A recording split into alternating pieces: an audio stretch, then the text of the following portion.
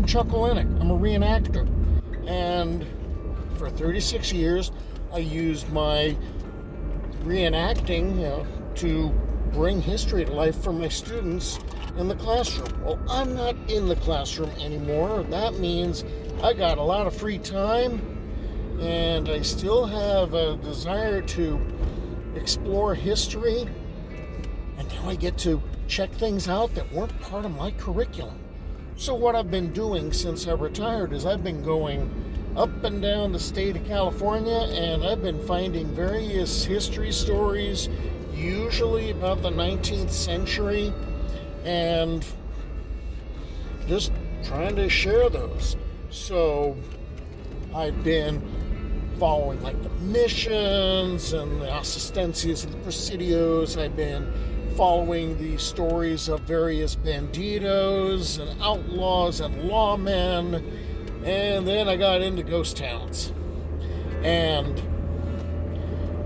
I'm on my way to check out another one, actually.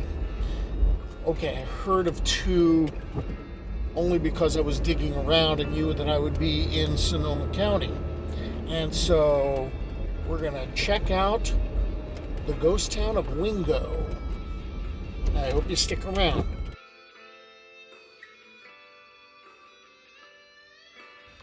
So, Wingo is a ghost town in Sonoma County.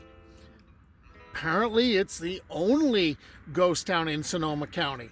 As the site of Mercuryville, Sonoma's other ghost town burned down in the late 70s and is just a rusting road sign. We'll get back to Mercuryville, but let's go to Wingo first since it started first.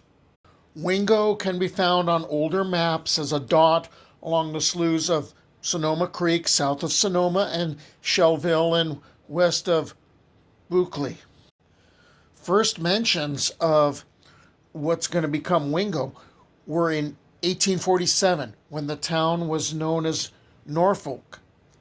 William Leidesdorf had arrived in Yerba Buena, that's future San Francisco, in 1841, which was a village at that point, with about 30 European families. He became a Mexican citizen by 1844, was given a 35,000-acre land grant known as Rancho Rio de los Americanos, and established himself as a leading figure in the Bay Area. Having served as a ship captain and/or master out of the port of New Orleans, the ambitious man launched the first steamboat to operate on San Francisco Bay and the Sacramento River. She was the Sitka. Stories vary as to where she was built. Some steamboats were built on the East Coast and sailed around Cape Horn, but most sources agree that the 37-foot-long, 40-ton sidewheeler was purchased in Alaska, dismantled, shipped to San Francisco, and reassembled there. By the way, there are no photographs of the Sitka, so this artist has it wrong by showing an unconnected steering wheel.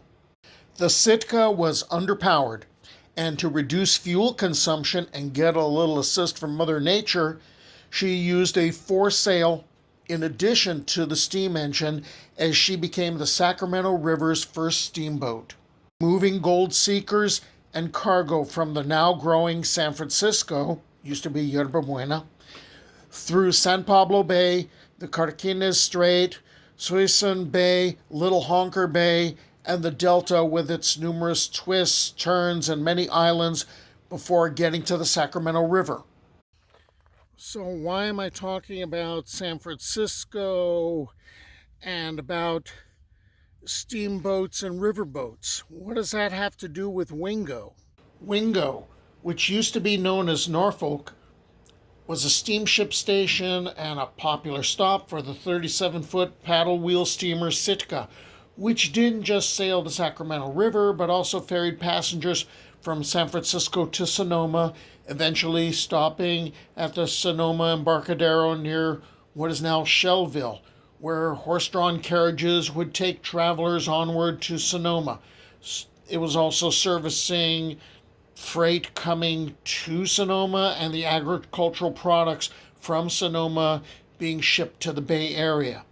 Since this area is on a major migration route for many species of birds, duck hunters and fishermen were the most frequent visitors. In the late 1860s, Sonoma Valley is pushing to have its own railroad connection, and they're sort of in competition with Petaluma. Well, in 1874, Joseph S. Cohn proposes that a different type of railway be built. It was called a prismoidal rail system. Basically, it's a monorail and was proposed as a low-cost alternative to narrow-gauge railroads. Each mile of track was supposed to cost about $4,500, half of what a narrow-gauge rail track would cost. It was proposed to connect Sonoma with deep water at or near San Pablo Bay, a distance of 7 miles. The first 3.5 miles also required that 5 bridges be built, the largest of which was 70 feet long. This construction of track began at Norfolk, or Wingo, located at the confluence of the Third Napa Slough and Sonoma Creek, the railroad's port, on August 16, 1876. But Mr. Cohn had encountered an obstacle that would ultimately cripple the Sonoma Valley Prismoidal Railroad. The line had reached the county road at Shell's Gate, and at 3.5 miles of line that was already built, while a 2-rail system had no trouble crossing a grade, the prismoidal system was prone to difficulty. Cohn's solution was to add 2 rails along the base of the prism, as well as modify the drum wheels with flanges allowing them to ride the rails. Essentially, Cohn was building a narrow-gauge railroad formed the Sonoma Valley Railroad in July of 1878 with the intention of constructing a 3-foot gauge railroad salvaging parts of the Sonoma Valley Prismoidal route. He hit financial troubles that were severe enough that the railroad was taken over in 1879 by Peter Donahue and his San Francisco and North Pacific Railroad. That's when Norfolk was renamed Wingo, but there's no real explanation as to why. Wingo became known as the spot where the track split in two, one line going straight to Sonoma, the other veering right to Calistoga. In 1889, the San Francisco and North Pacific Railroad began converting their narrow gauge subsidy to standard gauge, with the new construction bypassing most of the original road bed. By the early 1900s, travelers would leave downtown Sonoma at 6:10 a.m. and arrive in San Francisco at 9 a.m. Over the next few years, the traces of the Prismoidal Railway began to vanish from the landscape. Cool. You have got a new railway which connects Sonoma to Wingo. Right? Wingo is thriving. Why is Wingo going to go away? Well, remember the river boats, the steamboats. They are there to basically get people around the Bay Area because, well, there's all that inconvenient water that's in the way. Well, now you end up getting bridges built. That means you don't need the steamboats. So, the population's going to start dropping. We're just basically following the 116 for a bit.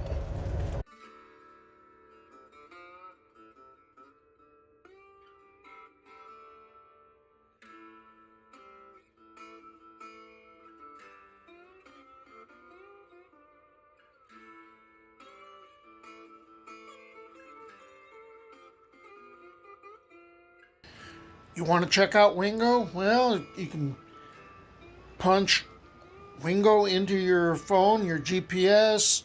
To get there, you're going to end up on Millerick Road, and you're going to end up by the Larson Family Winery.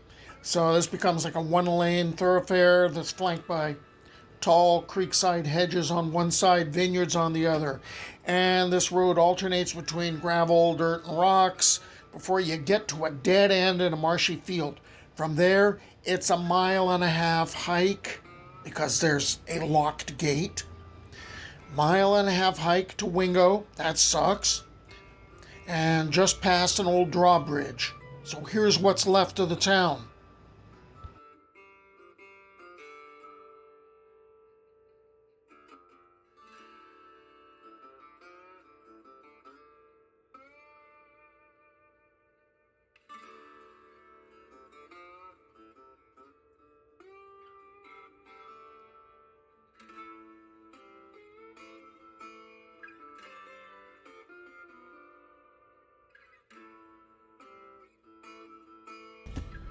Okay, so much for Wingo. So what about Mercuryville? Around 1874, a settlement of miners resided on a ridge near Geyser Peak in northeast Sonoma County. They named the place Mercuryville. Why? This is the gold rush. Prospectors needed mercury, also known as quicksilver, to recover the gold. There's not much left of Mercuryville. Fire wiped out the buildings in like the 1970s, and what's left is basically the rusty sign on Geysers Road proclaiming Mercuryville, city limit, population 2, elevation 2,600 feet, half-mile high city.